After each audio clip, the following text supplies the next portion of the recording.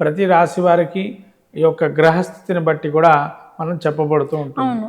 అంటే గ్రహస్థితి ఏంటంటే ఇక్కడ దేశకాలమానం అంటే ఆ సమయంలో ఇప్పుడు సెప్టెంబర్ మాసంలో గ్రహస్థితిని బట్టి గణపతిని ఏ విధంగా ఆచరించవచ్చు, వ్రతం కావచ్చు, లేదా ఏ విధంగా మనం పూజ చేస్తే స్వామిని జపం చేసుకోవటం వాటి వల్ల మన ఫలితాలు ఏ విధంగా కలుగుతుంది అనేది మనం చెప్పుకోబడుతుంది. కాబట్టి మొదటిగా మనం ఇందులో చూడాల్సిన విషయం ఏంటంటే గ్రహస్థితి ప్రతి ఒక్కరికే కొంత ప్రతికూల వాతావరణం ఉంటుంది, కొంతమంది అనుకూల వాతావరణంగా ఉంటుంది గ్రహాల యొక్క ప్రభావాన్ని బట్టి. కాబట్టి ఆ వినాయకుడిని కూడా ద్వాదశ రాశుల వారు ఆ విధంగా వ్రతం కానీ జపం కానీ నైవేద్య రూపంలో కానీ ఆరాధన చేస్తే మంచి ఫలితాలు వస్తాయి. కాబట్టి వినాయకుడు యొక్క స్వరూపం ఏదైతే గజానుడు గణపతి అని పిలుస్తారు నానా రకాలైనటువంటి ఈ యొక్క పేర్లతోని, దానిలో అతి ప్రాముఖ్యంగా మనం కొన్ని నామాలు తీసుకుంటాం. ఈ వినాయక చవితి రోజుల్లో మరి ద్వాదశ రాశులు ఎటువంటి ఫలితాన్ని పొందుతారు, ఏ ఫలితాన్ని ఏ విధంగా ఆచరిస్తే ఎటువంటి ఫలితాన్ని ఇస్తారు అనే దానికి కొన్ని మనకు చిన్న చిన్న మంత్ర రూపంలో ఉన్నాయి, స్తోత్ర రూపమాలికల్లో కూడా కొన్ని ఉన్నాయి.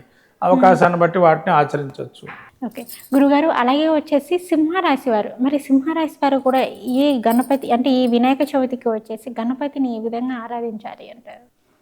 ఇప్పుడు ఈ సింహరాశి వారి గ్రహస్థితి చూసినట్టయితే జన్మరాశిలో రవి అట్లనే బుధుడు కూడా సంచారం జరుగుతుంది. అట్లాగే వీరికి ద్వితీయ స్థానంలో శుక్రకేతువుల కలయిక, చంద్రుడు కూడా అక్కడే ఉన్నాడు. తర్వాత చంద్రుడు ఈ యొక్క చతుర్థి తర్వాత 4వ స్థాన సంచారం, 3వ స్థాన సంచారము. అట్లానే ఇక్కడ మనకు చూసినట్లయితే శని యొక్క వక్రగతి వల్ల 6వ స్థాన వీక్షణ వల్ల ఉన్నాడు. అట్లనే రాహు వచ్చేసి 8వ స్థానంలో ఉన్నారు.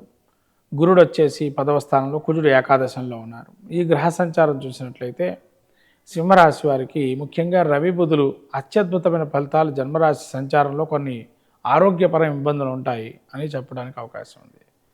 తర్వాత కాబట్టి వీరు ఈ గణపతి నవరాత్రులలో ముఖ్యంగా ఆరోగ్య నిమిత్తము జిల్లేడు పువ్వులతో ఆరాధన చేయటం, అట్లనే స్వామికి నివేదన పెట్టేటువంటి జిల్లేడు ఆకులో పాయసాన్ని నైవేద్యం పెట్టడం కూడా చాలా విశేషంగా చెప్పబడింది.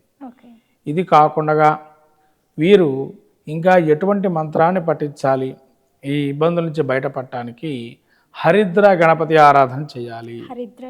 హరిద్ర గణపతి అంటే పసుపుతో చేసేటువంటి వినాయకుడు కానీ, పసుపు రంగులో ఉన్నటువంటి వినాయకుడిని కానీ పసుపుతో చేసే వినాయకుడు పూజ చేస్తే మంచిది. సకల శుభాలు గోచరిస్తాయి, సకల శుభాలు కలుగుతాయి.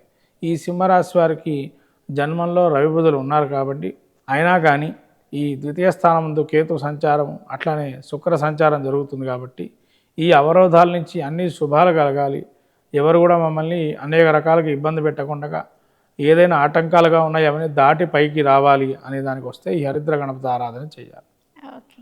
ఈ హరిద్ర గణపతి యొక్క మంత్రం మనం చెప్పుకుందామమ్మా.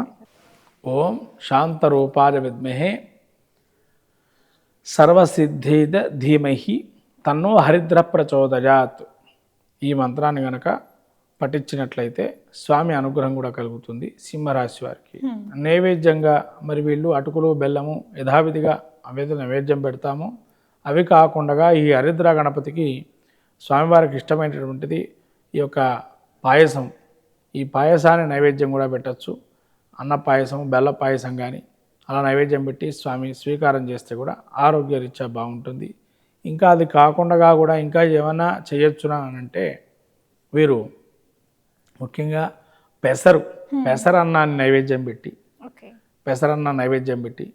10 మందికి పంచడం వల్ల కూడా మంచి సత్ఫలితాలు గోచరిస్తాయి.